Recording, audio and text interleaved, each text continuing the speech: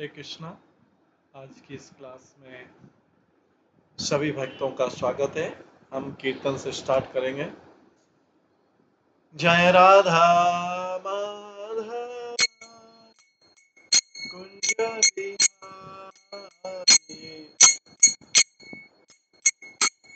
जय गोपी जन वल्लभ गिरिधर धारी, यशोदानंदन भज जन यमुनतीरावनचारि,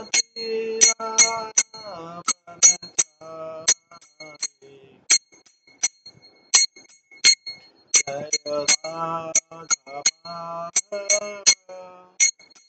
कुंज बिहारी। हरे कृष्णा कृष्ण कृष्ण हरे हरे, हरे राम हरे राम, राम हरे हरे,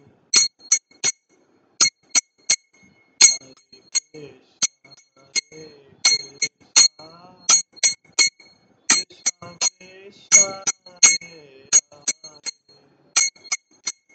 हरे राम हरे राम, राम हरे हरे,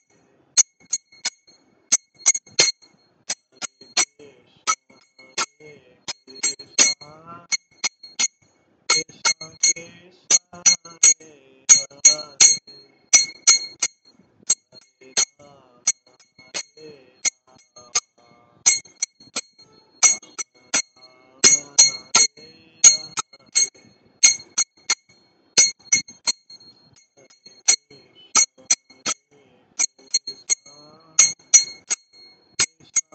कृष्ण हरे हरे, हरे राम हरे राम, राम हरे हरे, हरे कृष्णा कृष्ण कृष्ण हरे हरे, हरे राम राम राम हरे हरे।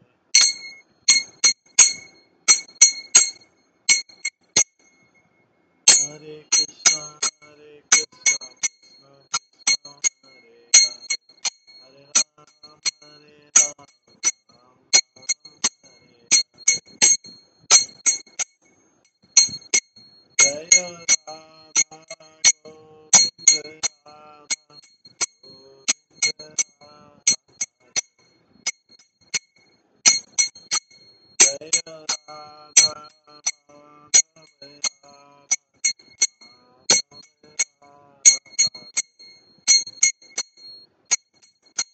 जय गौरनिताय जय गौरनिताय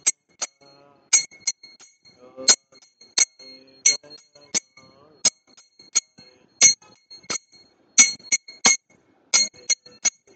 प्रभुपाद प्रभुपाद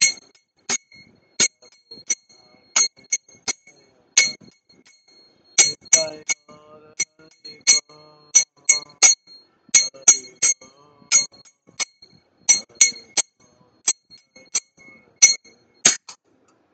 श्री श्री राधा गोविंद देव की जय, श्री जगन्नाथ बलदेव सुभद्रा महारानी की जय, श्री श्री गौर निताई की जय, श्री प्रभुपाद की जय, सभी भक्तगणों की जय। हरे कृष्णा।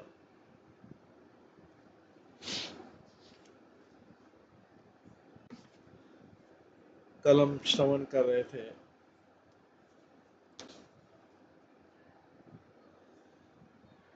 कि किस प्रकार से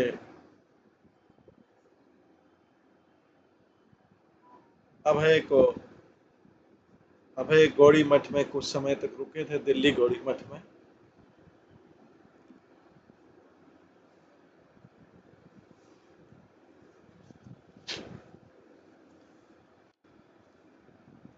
बाद में उनको छोड़ना पड़ा और वो घर रहित हो गए।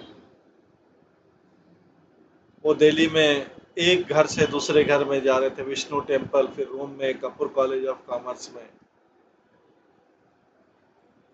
उनको डोनर्स चाहिए थे चेतन चरितमृत प्रिंट करने के लिए, गीत उपनिषद, इंग्लिश, साइंस ऑफ डिवोशन।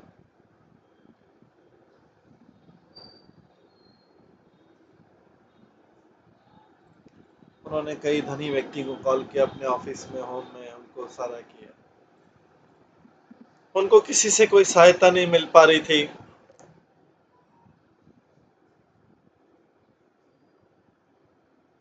माता आनंदमयी ने कुछ उनको 50 रुपीज दिए थे, और अभय को एक श्री हरि बाबा का दिया था जो हॉस्पिटल में थे। अभय नारायण दास के साथ में गए, उन्होंने हरि बाबा को विजिट किया। उन्होंने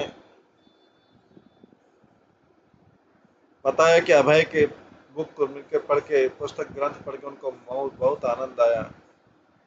इसी बीच में नारायण दास भी उनकी हेल्प करने के लिए तैयार हुए, और उन्होंने एक लेटर लिखा कि सब लोग अभय की सहायता कीजिए, हिंदी, इंग्लिश, बंगाली में पुश करने के लिए, पब्लिश करने के लिए। अभय लेटर के सबको दिखाता और अपने प्रोस्पेक्टिव जो सपोर्टर थे सहायता करने, उनके पास जाता। दिल्ली में गवर्नमेंट मिनिस्टर और से मिलना, जज से मिलना, लॉयर से मिलना, बिजनेस एग्जीक्यूटिव से मिलना, धार्मिक नेताओं से मिलना इजी था, सरल था। हमेशा कोई न कोई मिलने के लिए तैयार रहता था अपना सपोर्ट देने के लिए। अभय ने जो अपने दो धोती कुर्ता थे गोड़ी मठ के,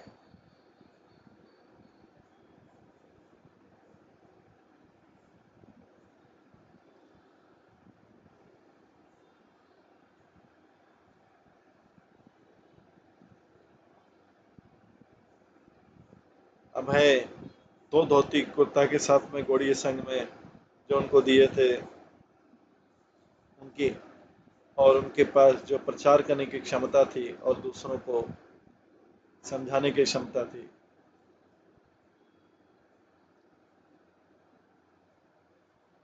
उसके साथ वो घूमते रहे।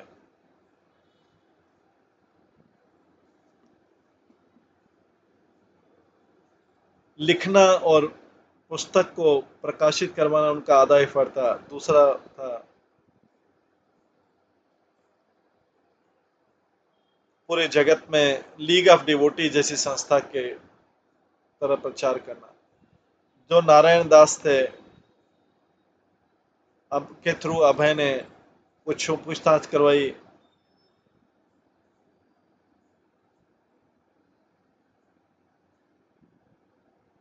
कि वो बिरला मंदिर के अंडर में कोई काम कर सकते हैं क्या।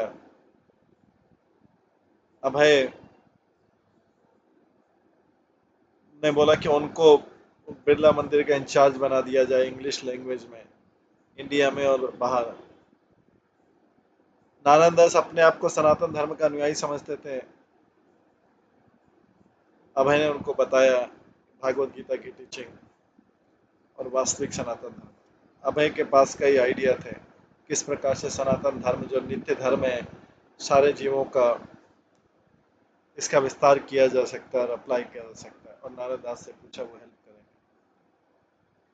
अभय का आइडिया था, मैं 40 युवा लोगों को प्रशिक्षित करना चाहता हूँ आध्यात्मिक ज्ञान देने के लिए, और उनको तैयार करना चाहता हूँ जिससे वो विदेश में जाएं और ये काम करें।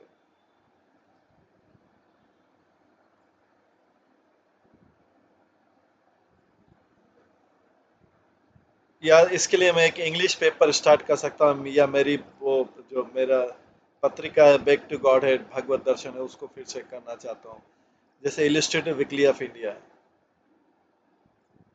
और एक संकीर्तन पार्टी ऑर्गेनाइज करना चाहता हूँ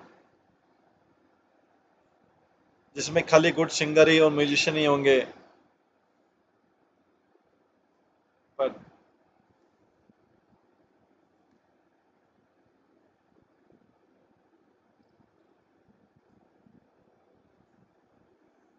वो भी साधना के लिए और सेल्फ रियलाइजेशन के होगा। अभय ने प्रॉमिस किया कि जैसे ही उसका कुछ ग्राउंड वर्क कंप्लीट हो जाएगा, वो अपने व्यक्तियों के साथ में और सामान के साथ में विदेश में जा सकता है भगवत गीता का प्रचार करने के लिए।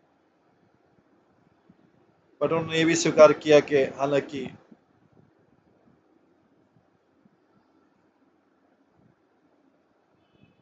उनके पास बाहरी आवश्यकता बहुत ज़्यादा है, कृपया इसको अरेंज करिए जल्दी से और मुझे प्रॉपर प्लेस दीजिए, उचित स्थान दीजिए लीव करने के लिए, मुझे इस टेम्परेरी स्थान से बाहर दिलवाइए। जो बिरला मंदिर के डायरेक्टर थे उन्होंने अभय का ये प्रस्ताव स्वीकार नहीं किया, पर उन्होंने सोचा कि दूसरा तरीका उनको एंगेज करने का, वो पब्लिक मीटिंग करेगा बिरला मंदिर में और लोगों में लीग ऑफ डिवोटी भगवत संघ भक्तों के संघ में रुचि करेगा। उन्होंने श्री BN अग्रवाल जो प्रेसिडेंट दिल्ली म्यूनिसिपल कमेटी के थे उनको अप्रोच किया।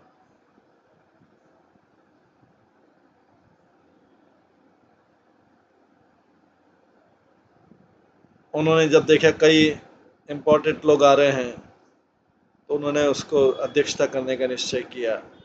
अभय ने दिसंबर 22 के लिए मीटिंग फिक्स किया और 500 लोगों को अनाउंसमेंट और 200 लोगों को इनविटेशन कार्ड दिया।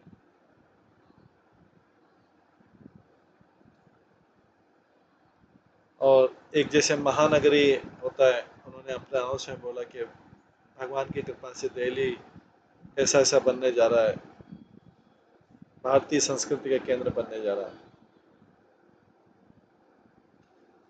रशिया, रूस और इंडिया के जो नेताओं ने अभी वार्तालाप किया, सांस्कृतिक रूप से दोनों का एक दूसरे से संबंध होना चाहिए, पर जो सबसे उच्चतम संस्कृति अभय ने बोला वो है वैज्ञानिक रूप से आध्यात्मिक ज्ञान की। इंडिया में सबसे ज़्यादा सांस्कृतिक संसाधन है, वर्ल्ड में सबसे ज़्यादा, और ये जो साधन है अभय ने जोर दिया कि अनऑर्गेनाइज साधु को और सन्यासी को नहीं देके सोसाइटी के इम्पोर्टेंट मेंबर्स को देना चाहिए। दिसंबर 22 में हिंदुस्तान टाइम्स ने भक्तों के संघ के इसके आज के एंगेजमेंट में कॉलम में लिखा, अनाउंसमेंट लिखा, rotary club, Tagore society, Indian council world affairs, Bharat scouts और इंडियन फार्मास्यूटिकल कांग्रेस के साथ में ये भी मीटिंग थी।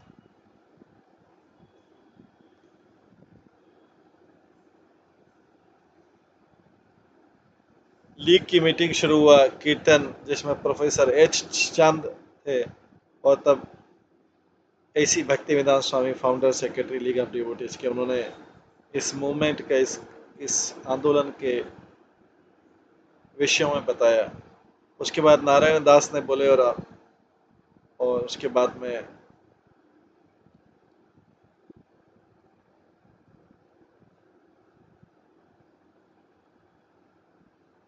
और उनको बताया, कई विचार बताए फाउंडर सेक्रेटरी से, और बताया कि जो उपस्थित लोग हैं वो लीग ऑफ डिवोटी को सपोर्ट करते हैं, और उन्होंने ये रिकमेंडेशन किया कि सेंट्रल गवर्नमेंट ऑफ इंडिया भी इसको सपोर्ट करे। शांति आंदोलन गांधी के प्रिंसिपल पर ये सारे रिजोल्यूशन पास करने के बाद में मीटिंग क्लोज हुआ और फिर कीर्तन हुआ, प्रसादम हुआ। अब है कन्विंस थे कि अगर उनके उनके सारे शुभेच्छु और जो साथ वाले मानव वाले हैं वो उनको सपोर्ट करेंगे बड़े स्केल पे, वो पूरे जगत के लिए एक आंदोलन, पूरे जगत की शांति के लिए आंदोलन करेंगे भगवान कृष्ण के सिद्धांतों पर। पर उनका जो रोल था कृष्ण का भावनामृत को प्रस्तावित करना जिसको भी मिलते थे, उसके फल जो है कृष्ण के हाथ में है। अभय इस चीज से, हमें कोई चीज पता थी कि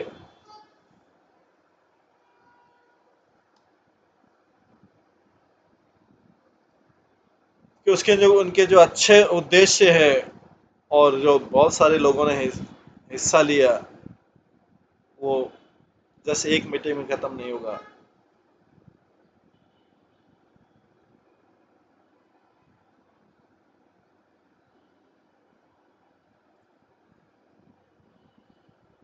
पर वो फिर भी निराश नहीं हुए। उनके सारे जो प्रयास थे उसके द्वारा उन्होंने दार्शनिक उत्साह बनाए रखा। एक तरह से वो पूरी तरह से, एक तरह से वो संतुष्ट थे, वो प्रसन्न थे अपने गुरु की आज्ञा, गुरु की तरफ से काम करके। हालांकि वो अपने एड्रेस को इतना चेंज कर रहे थे, इतनी फास्ट कर रहे थे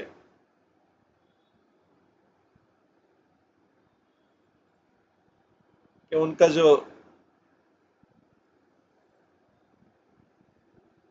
जो रिप्लाई आता था, पोस्ट कार्ड आता था, उसको उनको पकड़ नहीं पाते थे। उन्होंने न्यूज़पेपर में एक एडवर्टाइजमेंट निकाला होम स्टडी कोर्स के लिए। उसमें लिखा था, भागवत गीता के आध्यात्मिक रहस्य का अध्ययन करो, घर में पत्राचार के द्वारा, और एक स्ट्रॉन्ग व्यक्ति बनिए। फुल कोर्स फी केवल 50 रुपए। जो इंस्ट्रक्शन है खाली काल्पनिक रूप से नहीं समझाई जाती, पर परंपरा सिस्टम में होगी। सारे प्रश्न प्रॉपरली उत्तर दिए जाएंगे। अप्लाई करिए इसी भक्ति वेदांत स्वामी। स्टूडेंट सारे समुदाय के और सारे राष्ट्र के स्टूडेंट वेलकम। उन्होंने साथ में जो बैक टू गॉड भगवत दर्शन पत्रिका भी 4 साल से पब्लिश नहीं की थी, उन्होंने फिर से उसको जीवित करने की कोशिश किया। जो भगवत दर्शन पत्रिका थी, वो उनका पूरा पत्रिका पूरा ध्यान पाने योग्य थी, और उन्होंने उसके लिए सारे प्रयास किए, फंड कलेक्ट किया, लेख लिखे, प्रिंटिंग देखा, और उसके बाद 1,000 कॉपियां डिस्ट्रीब्यूट की।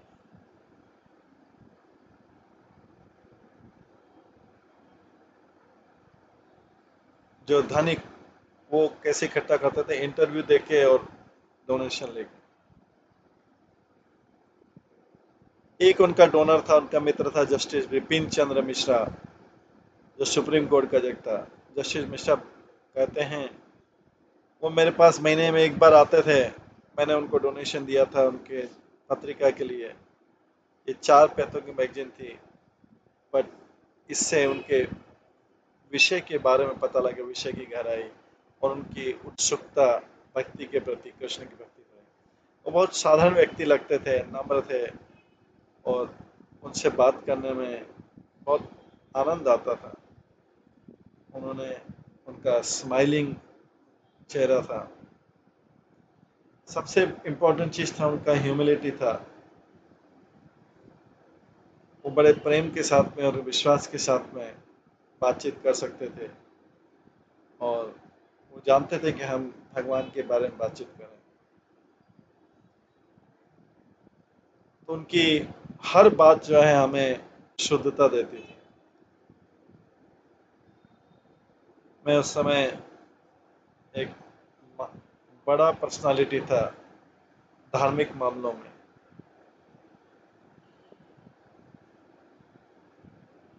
पर वो जो है दिल्ली के जो मुख्य धार्मिक जीवन है उसमें कोई योगदान नहीं करने का प्रस्ताव नहीं था, क्योंकि लैंग्वेज का डिफिकल्टी था। क्योंकि उनका उद्देश्य था वो इंग्लिश एजुकेटेड लोगों के जात में जाए, हिंदी वालों के नहीं। और क्योंकि उनके उनके साधन और उनकी पॉपुलैरिटी अभी स्थापित नहीं हुई थी, तो मैगजीन जो है बहुत ज़्यादा लोगों के पास नहीं गई। जो दूसरे धार्मिक लीडर थे, नेता थे, वो पहले से स्थापित थे।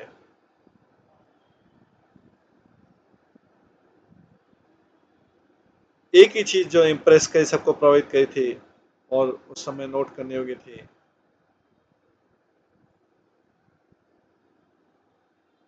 उनके सरलता, उनके भगवान के नाम में श्रद्धा, सरलता और उनका मिशन।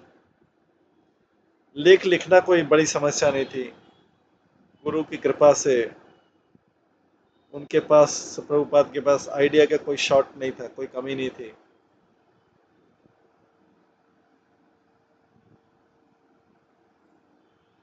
उसका अनुवाद और वैष्णव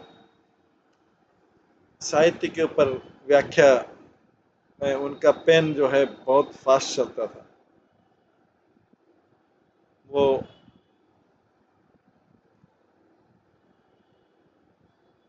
प्रेस के चमत्कार से बहुत प्रभावित थे। जो बृहद मदंग है, उनका संदेश का लिखने का काम और प्रिंटिंग करने का काम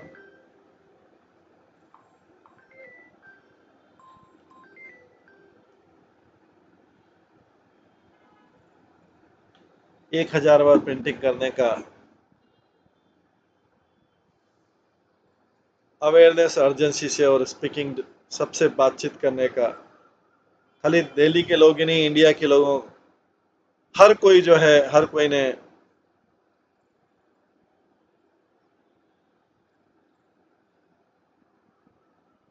किसी से भी बातचीत करने को तैयार थे। इसके कारण अभय बहुत आनंदित होते थे। वो ये सोचते रहते थे किस प्रकार से जो भगवत दर्शन की कॉपी है वो समझदार लोगों के पास जाए, जो उनको ध्यान से पढ़े।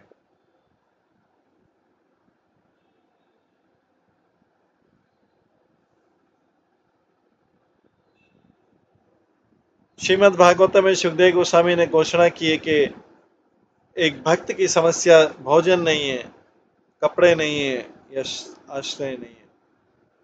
अगर किसी के पास कोई बिस्तर भी नहीं है, वो ग्राउंड पे सो सकता है और उसकी भुजाओं को तकिए के रूप में यूज कर सकता है। कपड़ों के लिए वो कोई रिजेक्टेड गारमेंट सड़क पे जो उसको यूज कर सकता है। भोजन के लिए फ्रूट्स पे रह सकता है और रहने के स्थान के लिए गुफाओं में रह सकता है।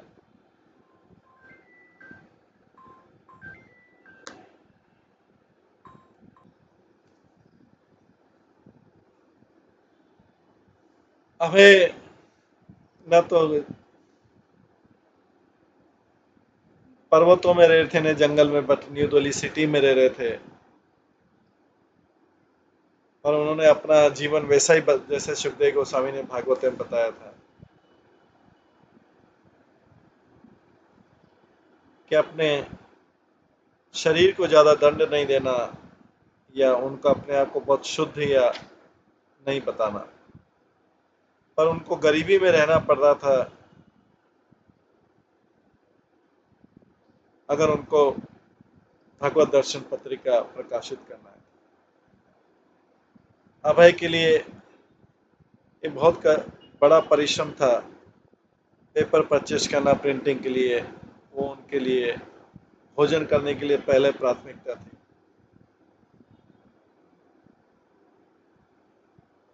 उनकी व्यक्तिगत आवश्यकताएं, प्रचार के लिए उनकी व्यक्तिगत आवश्यकताएं बहुत जरूरी थी। ये उनका कृष्ण के प्रति प्रेम था, जिसमें अभय के अभय को पास कोई कमी नहीं थी कृष्ण प्रेम की, कृष्ण विश्वास की। उनके उनके अंदर पूरा श्रद्धा थी कि अगर वो कृष्ण की सेवा करेंगे उनको सब कुछ मिलेगा। उनके लिए अकेले काम करना बहुत कठिन नहीं था, आनंद देने वाला था, साधन था। ये उससे ज्यादा अच्छा था कि बहुत सारे गुड़िया संघ के नए लोगों को मैनेज कर।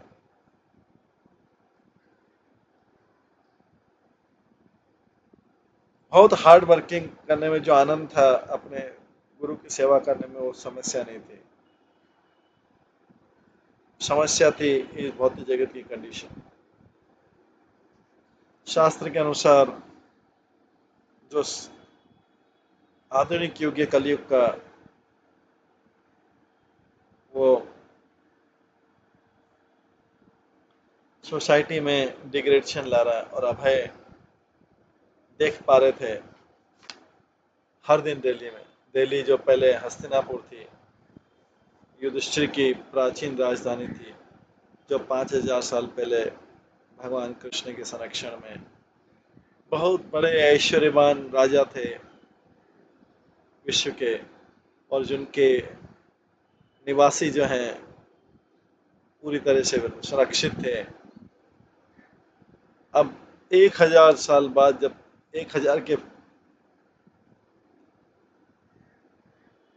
विदेशी गुलामी के बाद इंडिया फिर से स्वतंत्र हुआ था, तो न्यू दिल्ली उसका कैपिटल था, राजधानी। ये लेकिन अभी उभय अभय के 60 साल के अनुभव में उन्होंने इंडियन कल्चर को, संस्कृति देखा,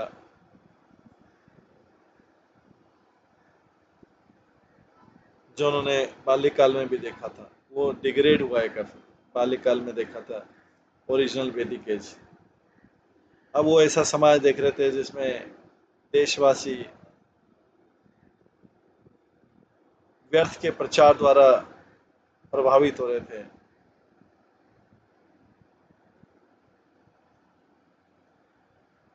जो अंग्रेजों ने चाय, तंबाकू, मांसाहार फैक्ट्री खोले, और अभी स्वतंत्रता के बाद भी ये इंडिया के नया कल्चर हो गया। ब्रिटिशर को भारत भेजने के बाद में ये जो भारतीय थे वो पश्चिमी देशों को नकल उतार रहे थे, और इंडिया के जो लीडर थे वो वैदिक साहित्य को उपेक्षा कर रहे थे। वैदिक साहित्य की उपेक्षा कर रहे थे, कृष्ण चेतना की उपेक्षा कर रहे थे।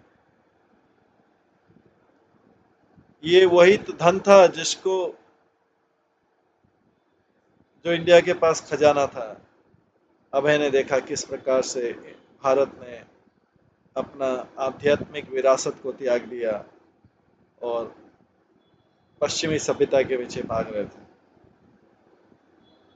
तो इसमें कहाँ प्रोग्रेस हो रही, भौतिक एडवांसमेंट का रहा है? क्या भारतीय स्वतंत्रता में ज्यादा प्रसन्न है जो ब्रिटिश टाइम पे थे उससे ज्यादा? अभय के लिए जो ये जो सारा सिटी था ज्यादा संख्या वाला, ये नरक का था, मूर्खों और गंवारों का नरक था। हालांकि हजारों लोग, गरीब लोग काम कर रहे थे बड़ी बड़ी स्टील मिल में और टायर फैक्ट्री में, उनका जीवन का स्तर एकदम नीचे होते जा रहा था। अब है नहीं ये चिंता। अब कंडीशन भगवत दर्शन में बताई,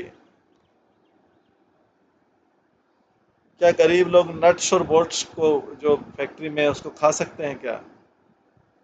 क्या वो सिनेमा से पालन पोषण हो सकता है, टेलीविजन से पालन हो सकता है, या सेक्स सॉन्ग से रेडियो पे पालन पोषण हो सकता है क्या?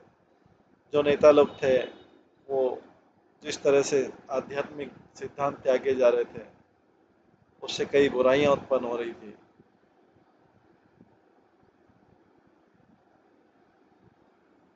लोगों में विद्रोह हो रहा था, भ्रष्टाचार हो रहा था नागरिक जीवन में, और सामान्य आर्थिक अस्थिरता आ रही थी, कमी आ रही थी। जब अभय युवा थे कलकत्ता में, उस समय सिनेमा के बिलबोर्ड नहीं हुआ करते थे, और जो यौन जीवन की ऐसी कल्पनाएं नहीं हुआ करती थी। पता इंडिया में इंडिया में समय प्रभुपाद के समय तीसरी बड़ी सिनेमा उद्योग इंडिया बन गया था और फिल्म सारे दिल्ली में उसका प्रचार हो रहा था। गाय के मांस की शॉप, शराब की शॉप खुल गई थी और जो न्यूज़पेपर थे रेगुलरली संपादक लिख रहे थे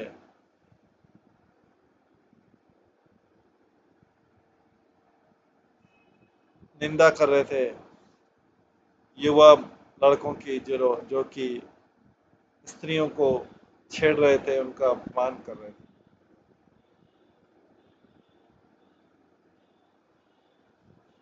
स्त्रियों के जो संघ थे उन्होंने शिकायत की किशोर अवस्था के लोग ज़्यादा और सिनेमा घरों में स्त्रियों को जो गलत ट्रीटमेंट बताया जाता है और उसका प्रमोशन, पर कोई ऐसे अपराइट ब्राह्मण नहीं थे, सेंट्रली एडमिनिस्ट्रेटर नहीं थे इसके बारे में कुछ करते। अभय ने उस सोसाइटी को फिर से आध्यात्मिकरण करने का सोचा, भारत की सोसाइटी जो नीचे गिर गई थी, बट सारे सोसाइटी के सारे लोग, समाज के सारे लोग दूसरी दिशाओं में जा रहे थे। फरवरी में जब अभय अपना पब्लिश कर रहे थे back to Godhead, prime minister Nehru उस समय बोल रहे थे भारत की चिंताएं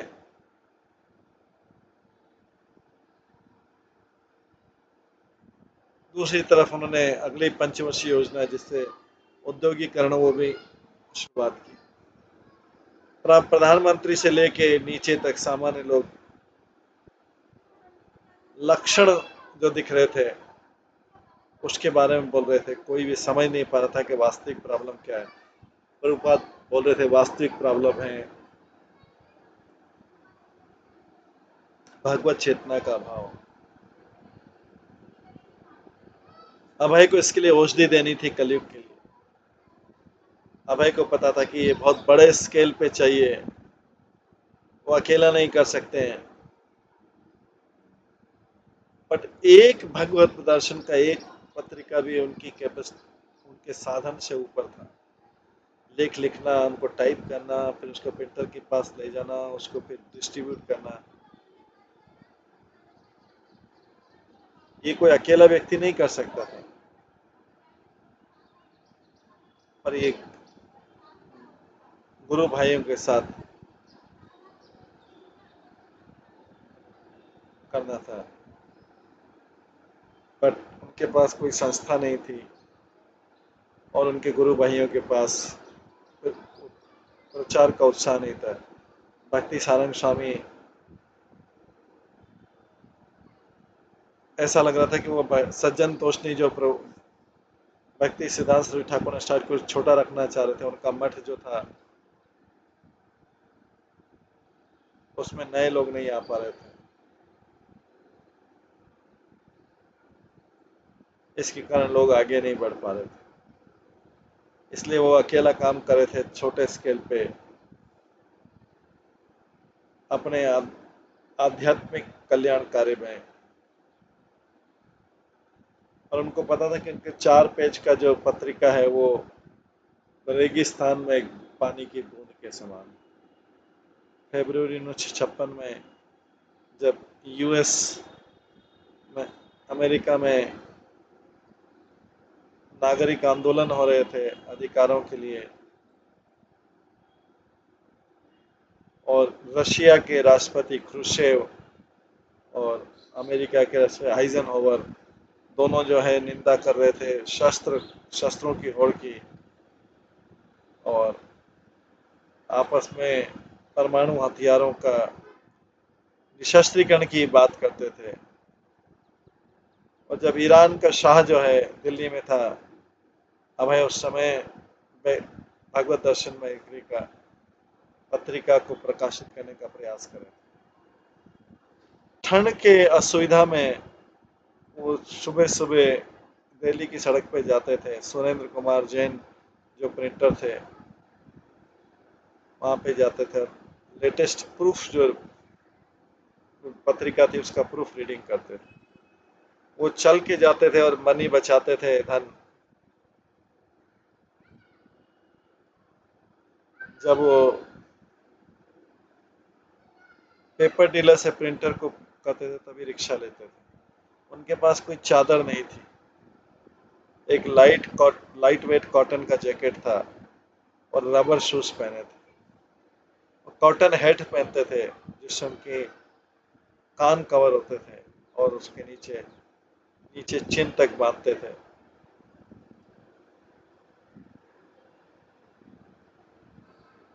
वो अपने आप को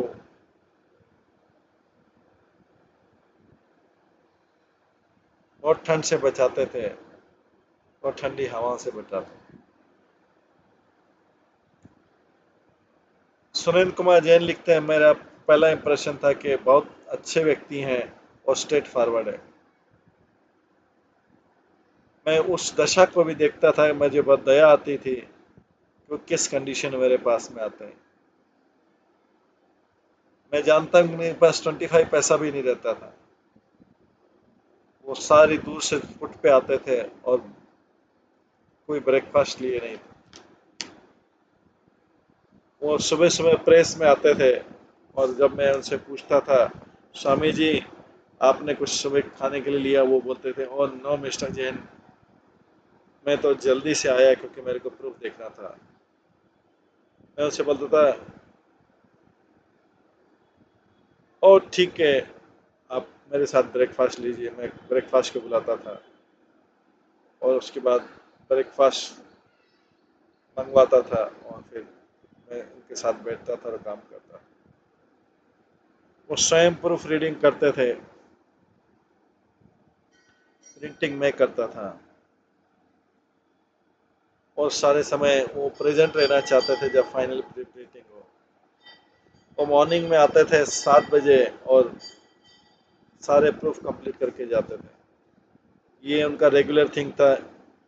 बिना ब्रेकफास्ट के आते थे और मैं ब्रेकफास्ट अरेंज करता था और हम टेबल के क्रॉस बैठते थे घंटों घंटों तक। वो केवल धार्मिक विषय पर विचार करते थे, पर जब वो बैठते थे, स्पेशली जब प्रूफ के आने के लिए वेट करते थे, वो कई चीज़ें डिस्कस करते थे। मैं अनुभव किया कि वो कई लोग चीज़ें जानते थे क्योंकि वो बहुत बड़े एजुकेटेड व्यक्ति थे। वो केवल प्रिंटिंग कराने नहीं आते थे, मित्र के समान आते थे। बहुत साधारण व्यक्ति थे, अपनी हैबिट में स्ट्रेट फॉरवर्ड थे। अभी उस समय उनका मिशन यही था कि पर्टिकुलरली भगवत दर्शन आंदोलन आगे बढ़े। उनकी फाइनेंशियल कंडीशन बहुत बहुत वीक थी। कई बार प्रिंटिंग बहुत डिफिकल्ट हो जाती थी बिकॉज वो पेपर नहीं अरेंज कर पाते थे। मैंने उनसे कई बार पूछा कि अगर उनको इतनी डिफिकल्टी आ रही फिर भी क्यों कर रहे हैं, बट वो बोलते थे, ये मेरा उद्देश्य है, मैं इसको जरूर करता रहूँगा जहाँ तक संभव है। मैंने उनको जहाँ तक हो सका संभव उनकी सहायता की।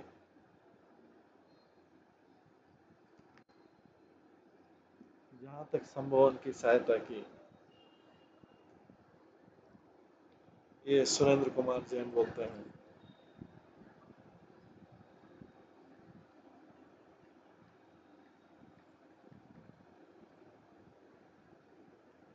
पर वो वास्तव में बहुत गरीब व्यक्ति थे।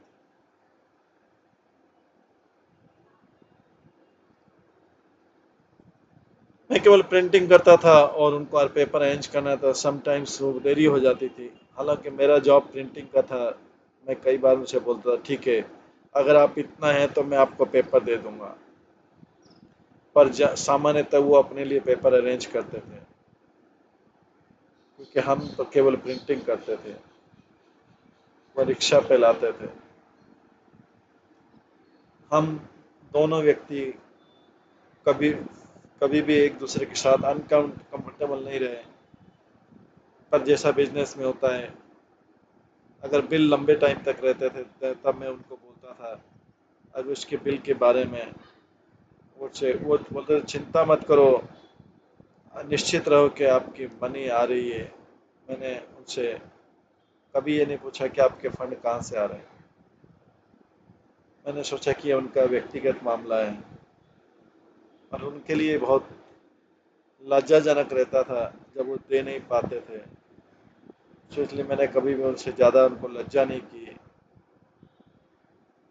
उनको ये चिंता थी कि अगर उनके पास पैसा नहीं है, किस तरह से पेपर पे किस तरह से अपना पत्रिका चलाएंगे। और लेकिन वो पत्रिका चलाने में इंटरेस्टेड थे। वो भगवत गीता के उपदेश को प्रीच करना चाहते थे। उनके लिए एक आंदोलन जैसा था और यही एक तरीका था जिसके द्वारा इस जगत में शांति हो सकती है। उनका जो कन्विक्शन था, उनका जो धारणा थी बहुत स्ट्रॉन्ग थी। प्रिंटर से कॉपी लेके आ गए जाते थे और सिटी में उनको सेल करते थे। वो एक टी स्टैंड पे एक सीट ले लेते थे और जब कोई उनके पास बैठता था अभय उनसे बोलता था, एक कॉपी ले लो आप, एक भगवत दर्शन की। वो लोगों के घर भी गए, ऑफिस भी गए जिन्होंने उनको डोनेट किया था या जो उनको मिलने के लिए तैयार हुए थे, और उन्होंने नए नए कॉन्टेक्ट निकाले और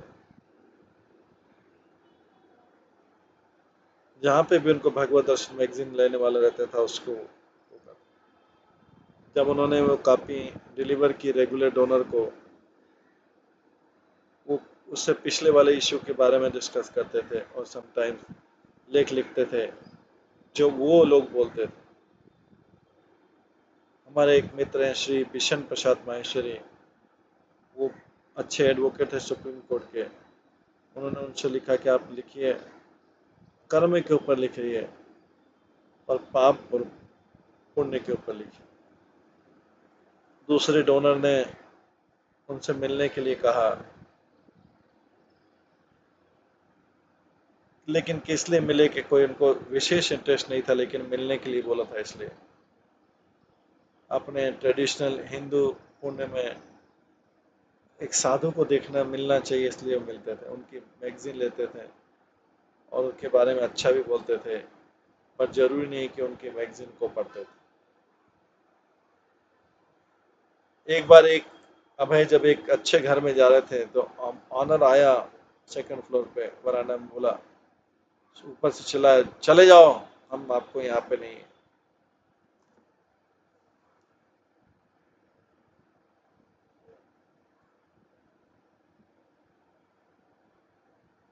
अभय उस समय का उनका नहीं मिलने का जो दशा था, इस समय कई लोग नहीं मिलने को तैयार होते थे। जब वो भगवत दर्शन पत्रिका सेल कर रहे थे, उन्होंने आर्टिकल लिखा कि हर कोई बोलता है समय नहीं है, समय नहीं है, नो टाइम। ये एक सामान्य व्यक्ति का रोग है। जब हम एक सज्जन पुरुष के पास जाते हैं, उनको बोलते कि आप इसके पाठक बन जाइए भगवत दर्शन के, कई बार हम उत्तर सुनते थे, नो टाइम, समय नहीं है। वे बोलते थे इतने बिजी हैं मन धन कमाने में और बॉडी को और सोल को एक साथ रखने में। पर हम बोलते थे कि आत्मा का मतलब क्या है, वो समझते नहीं थे। डॉक्टर मेघनाथ शाह जो उस समय बड़े वैज्ञानिक थे, एक बार वो प्लानिंग कमीशन योजना आयोग की मीटिंग में जा रहे थे। अनफॉर्चुनेटली दुर्भाग्य से जाते टाइम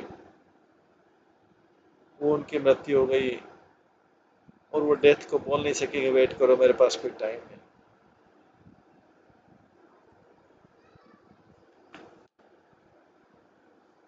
डॉक्टर अंसारी जो बहुत बड़े कांग्रेस लीडर थे, चलती हुई ट्रेन में मृत्यु को प्राप्त हो रहे थे अपने घर में जाते समय। वो बोल रहे थे वो स्वयं एक मेडिकल व्यक्ति हैं, डॉक्टर हैं, और उनके फैमिली मैन भी डॉक्टर हैं, पर मृत्यु इतनी क्रूर है कि वो डॉक्टर अंसारी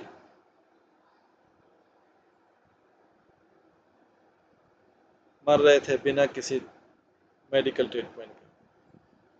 इसलिए डेथ जो है, उसकी मृत्यु को भागवत गीता में वर्णन किया गया है, इनडिफेटेबल।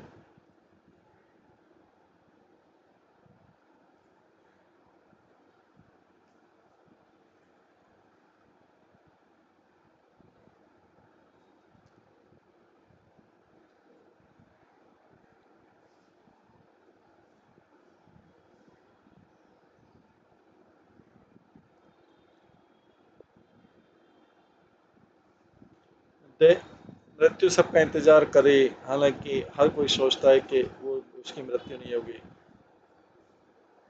मृत्यु के पास जीवन है। जो व्यस्त व्यक्ति है, उस जानने को प्रयास करना चाहिए वो कहाँ जा रहा है। ये जो जीवन है एक बिंदु है खाली, बहुत बड़ी जर्नी में एक छोटा सा स्टॉपेज है, और एक बुद्धिमान व्यक्ति इसी स्पॉट पर रुकना नहीं चाहिए।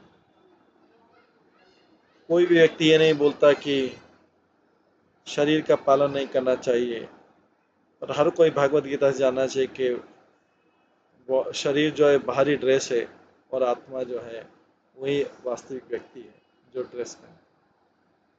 अगर केवल ड्रेस का टेक केयर किया जाएगा, अगर वास्तविक पर्सन का टेक केयर नहीं किया जाएगा, ये बहुत बड़ी मूर्खता हो जाएगी, टाइम का वेस्टेज हो जाएगा।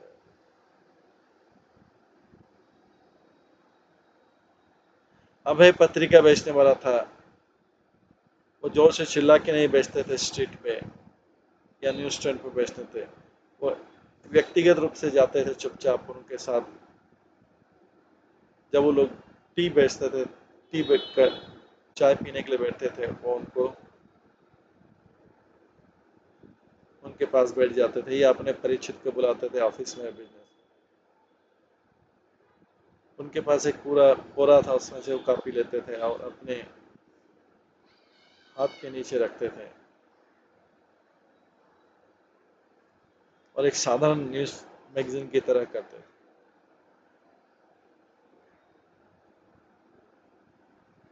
और ब्लैक हेडलाइन में फ्रंट पेज पे लिखते थे, मानवता में सबसे नीचे, दार्शनिक problem, social awareness, suffering of humanity, राष्ट्रीयता की शुद्ध चेतना। सब उसको देख के बोलते थे कि ऐसी कोई साधारण न्यूज़पेपर नहीं है। हमें फिर भी उनको कन्विंस करते थे, लेने का बोलते थे, लेकिन वो सब बोलते थे नो टाइम, नो टाइम। अपने गुरु की तरफ से और पहले के वैष्णव अधिकारियों की तरफ से वो एक रोल प्ले कर रहे थे, न्यूज़पेपर पत्रिका बेचने वाले।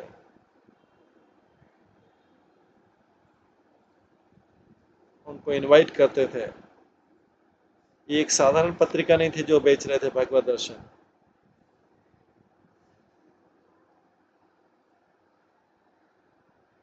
उस समय इसकी वैल्यू खाली 6 पैसा थी। इस प्रकार से वो लॉर्ड चैतन्य की कृपा को विस्तार कर रहे थे, और वेदों के जो सत्य है वो एक मैगजीन के रूप में सेल कर रहे थे।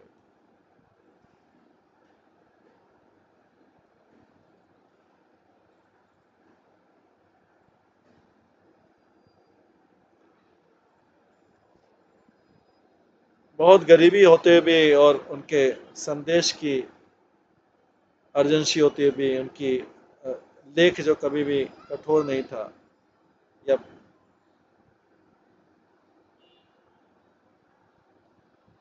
फैनेटिकल नहीं था। वो वो एक्सपेक्ट कर रहे थे, उन्होंने लिखा उन रीडर के लिए कि जो उनकी फिलॉसफी को ध्यानपूर्वक सुन सकेंगे और हमेशा सत्य को स्वीकार कर सकेंगे, स्पेशली जब उसको लॉजिकली प्रेजेंट किया जाए और सम्मतपूर्वक, और उसमें वैदिक साहित्य का आधार दिया जाए। हालांकि उनका दिल्ली की सड़कों पे जो अनुभव था, लोग शैलो थे,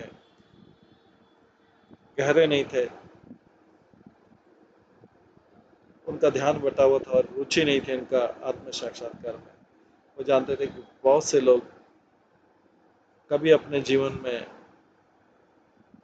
इस पे विचार करेंगे कि गॉड, भगवान है या नहीं है, वो व्यक्ति है या नहीं है, और इतना दुख कष्ट क्यों है। सो अभय जो है, अभय ने उनकी हायर सेंटीमेंट को अपील किया था।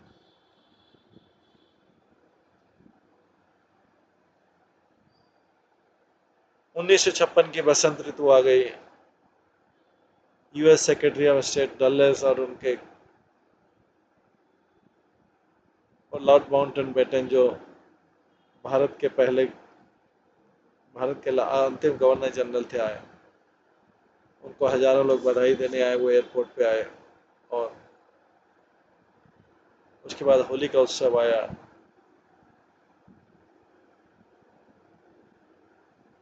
जब होली खेलने वाले सारी जगह रंग फेंकते हैं,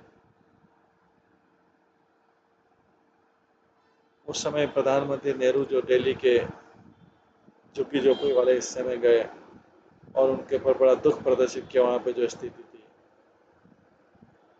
उन्होंने अनाउंस किया कि भारत का उद्देश्य परमाणु ऊर्जा और इसका शांतिपूर्वक उपयोग के लिए। मौसम धीरे धीरे गर्म हुआ। उस समय इंडिया और पाकिस्तान के बीच थोड़ा युद्ध हुआ था। दिल्ली रेलवे वर्कर भी हड़ताल पे थे। इस बीच में अभय अपना प्रचार करते रहे। किसी तरीके से वो अपना आर्थिक संपादी और प्रिंटिंग की जो डिमांड थी और उसको प्रकाशित करने का उनका छठा एडिशन जो था 1956 में, उसको प्रकाशित किया, बैक टू गॉडेड मैगजीन।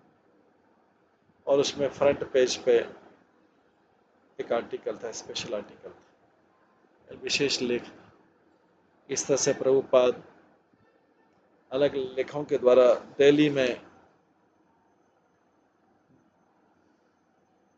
प्रचार कर रहे थे।